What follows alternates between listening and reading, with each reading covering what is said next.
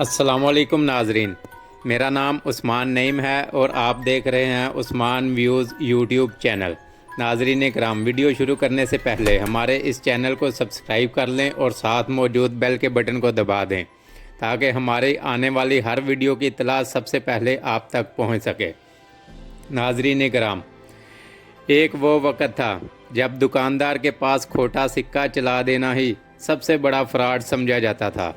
یہ ان دنوں کا ذکر ہے جب ماسٹر اگر بچے کو مارتا تھا تو بچہ گھر آ کر اپنے باپ کو نہیں بتاتا تھا، اور اگر بتاتا تو باپ اسے ایک اور تھپڑ رسید کر دیتا تھا۔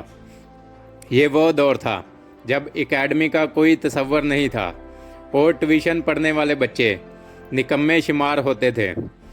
بڑے بھائیوں کے کپڑے چھوٹے بھائیوں کے استعمال میں آتے تھے اور یہ کوئی معیوب بات نہیں سمجھی جاتی تھی۔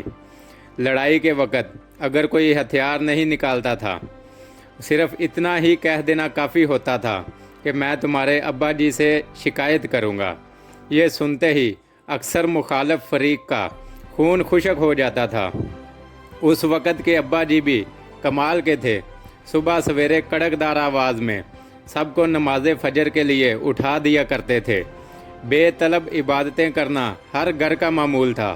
کسی گھر میں اگر مہمان آ جاتا تو ارد گرد کے ہمسائے حسرت بھری نگاہوں سے اس گھر کو دیکھنے لگتے اور فرمائشیں کی جاتی کہ مہمانوں کو ہمارے گھر بھی لے کر آئیں۔ جس گھر میں مہمان آتا وہاں پیٹی میں رکھے فنائل کی خوشبو ملے بستر نکالے جاتے، خوش آمدید شیروں کی کڑھائی والے تکیے رکھے جاتے، مہمان کے لیے دھلا ہوا تولیہ لٹکایا جاتا تھا اور غسل خانے میں نئے صابن کی ٹکیاں رکھی جاتی تھی۔ جس دن مہمان نے رخصت ہونا ہوتا تھا، سارے گھر والوں کی آنکھوں میں اداسی کے آنسو ہوتے تھے۔ مہمان جاتے ہوئے کسی چھوٹے بچے کو 10 روپے کا نوٹ پکڑانے کی کوشش کرتا تو پورا گھر اس پر احتجاج کرتے ہوئے نوٹ واپس کرنے میں لگ جاتا، تاہم مہمان بہر صورت یہ نوٹ دے کر ہی جاتا۔ شادی بیاہوں میں سارا محلہ ہی شریک ہوتا تھا۔ خوشی غمی میں آنے جانے کے لیے ایک جوڑا علیحدہ سے رکھا جاتا تھا جو صرف اسی موقع پر استعمال میں لایا جاتا تھا۔ جس گھر میں شادی ہوتی تھی، ان کے مہمان اکثر محلے کے دیگر گھروں میں ٹھہرائے جاتے تھے۔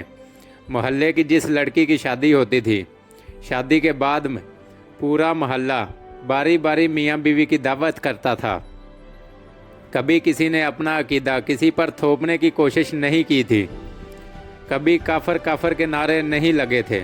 سب کا رونا ہنسنا سانجھا تھا، سب کے دکھ ایک جیسے تھے۔ نہ کوئی غریب تھا نہ کوئی امیر، سب خوشحال تھے۔ کسی کسی گھر میں black and white T V ہوتا تھا اور سارے محلے کے بچے وہیں جا کر ڈرامے دیکھتے تھے۔ کاش پھر وہ دن اور زمانہ لوٹ آئے، کاش کوئی ہمیں ہمارا بچپن دوبارہ لوٹا دے۔ کاش وہ بہاریں، وہ ساون کی برساتیں، وہ گرمیوں کی چھٹیاں، وہ حسین یادیں، کاش